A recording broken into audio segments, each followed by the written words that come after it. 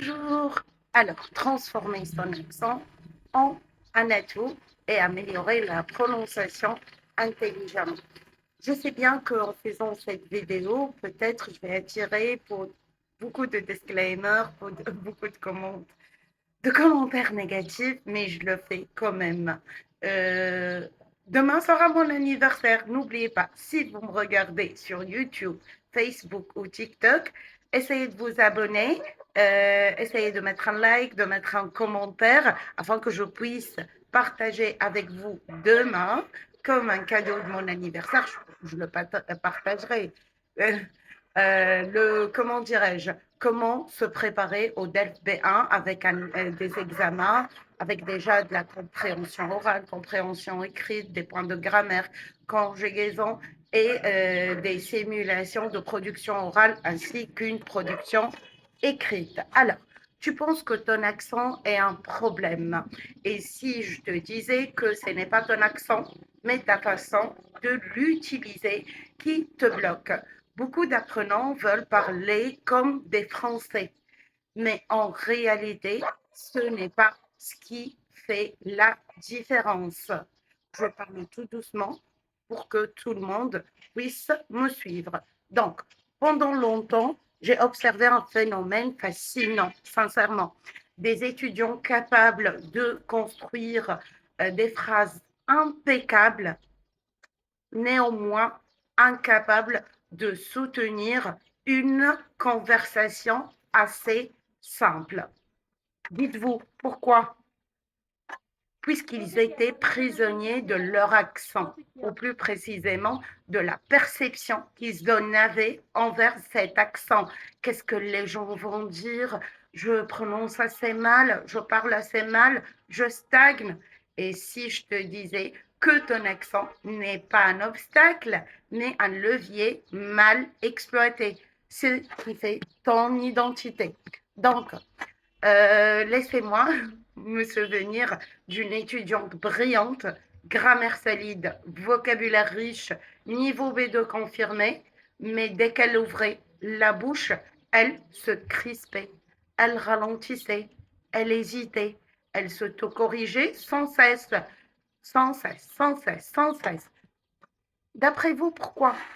Parce qu'elle voulait effacer toute trace de son accent, réellement de son identité. Ça induit à quoi? Un discours haché, une communication entravée et surtout une perte totale de confiance. Donc si elle me regarde, elle sait de quoi je parle exactement.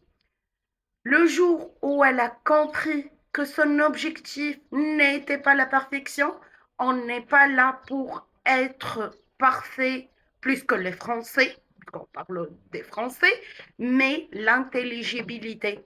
Tout a changé pour elle. Donc, soyons lucides. Un locuteur avec un accent, mais fluide, on a tous un accent maghrébin, américain, espagnol, portugais, chinois, japonais, malgache.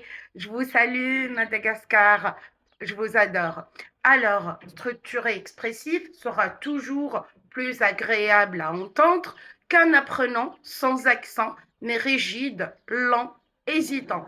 L'accent n'est pas un défaut linguistique, c'est une empreinte identitaire. Et oui, identitaire. Maintenant, passons à ce qui va réellement transformer notre manière de parler. Première partie, c'est la priorité à l'intelligibilité. Qu'est-ce qu'on veut dire par ça? Donc, un premier principe fondamental, être compris avant d'être parfait. Donc, toute langue, c'est comment dirais-je, un moyen de communication. Donc, vous allez répéter avec moi ou après moi, comme vous souhaitez. Vous voyez, moi aussi j'en ai un accent dont j'en suis fière. Je privilégie la clarté à la perfection. Je privilégie la clarté à la perfection. Je privilégie la clarté à la perfection. Donc, exercice pratique, prononcez cette phrase lentement en articulant chaque syllabe. Vous commencez? Je souhaite améliorer ma prononciation de manière progressive. Je souhaite améliorer ma prononciation de manière progressive. Maintenant, légèrement plus naturel, sans précipitation. Donc, je souhaite améliorer ma prononciation de manière progressive. Je souhaite améliorer ma prononciation de manière progressive, sans se précipiter. Alors, partie 2, les pièges phonétiques, et ça, c'est très important. Deuxième point, identifier les sons qui trahissent immédiatement un accent non maîtrisé. Piège numéro 1, confondre comme toujours, et je le fais moi-même, oui, le U et le OU. U, OU, U, OU. Tu, tout, tu, tout.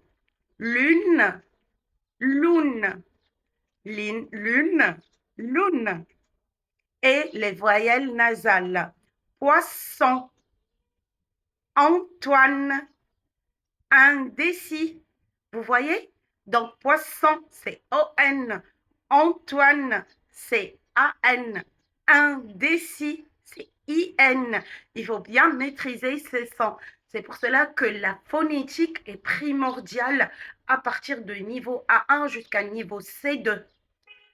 Alors, le R français qui n'est pas un R roulé ni un R anglais. C'est un son guttural. C'est quoi guttural? C'est-à-dire produit à l'arrière. On va répéter lentement. Regardez, travailler. Donc, guttural répété ou bien se produit à l'arrière de la gorge. Il sort regardez, travailler. Donc, après, on passe à la partie 3, qui est le rythme, le secret invisible. Donc, voici ce que la majorité des apprenants ignorent.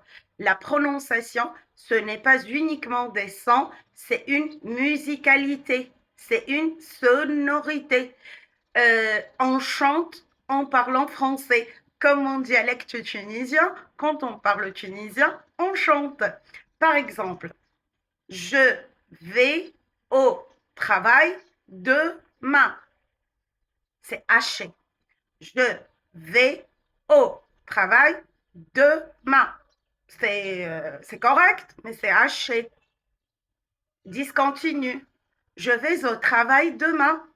Je vais au travail demain. Vous voyez, lié et fluide. À vous maintenant.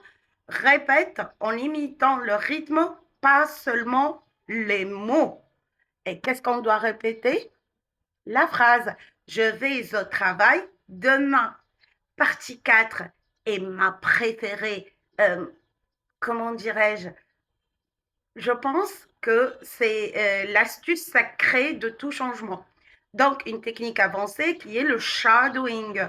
Attention, pas un shadowing mécanique.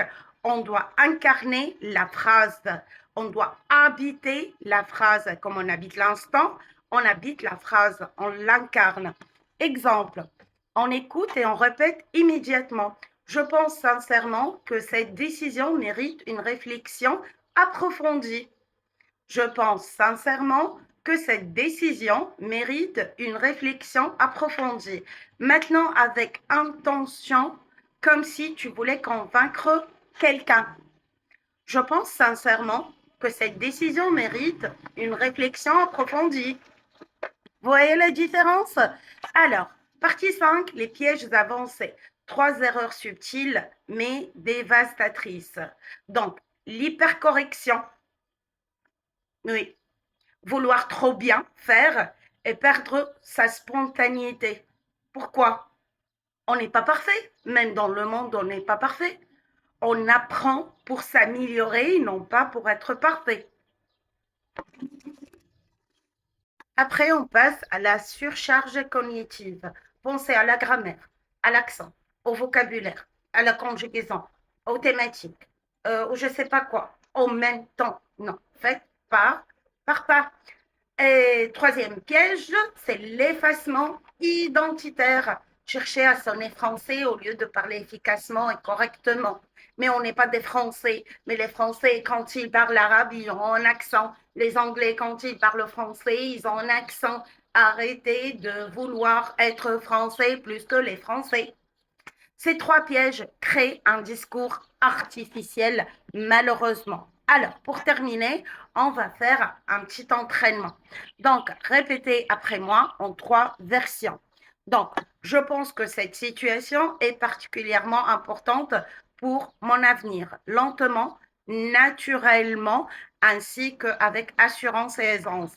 Je pense que cette situation est particulièrement importante pour mon avenir. Je pense que cette situation est particulièrement importante pour mon avenir.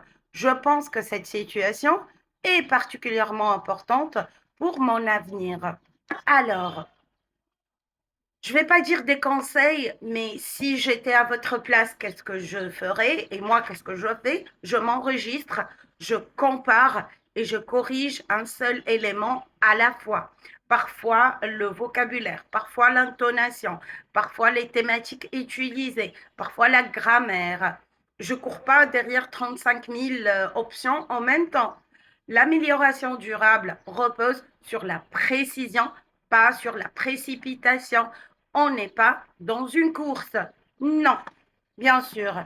Donc, s'il vous plaît, arrêtez de vouloir effacer votre accent, affûte-le, structure-le, maîtrise-le. Affûte-le, structure-le, maîtrise-le.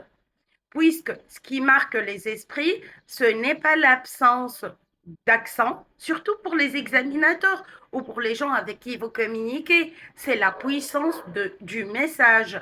Vous avez transmis votre message ou non? Moi, j'en ai un accent dont je suis fière. C'est l'accent d'un dialecte tunisien j'ai grandi, je ne vais pas l'oublier puisque je parle français ou anglais ou espagnol ou je suis polyglotte. Donc, si vous souhaitez aller plus loin, n'hésitez pas de vous abonner, de liker, de mettre un commentaire et chaque fois, on fera une vidéo sur ce principe-là, comment améliorer la prononciation tout en restant nous-mêmes et garder notre identité. Au revoir et merci.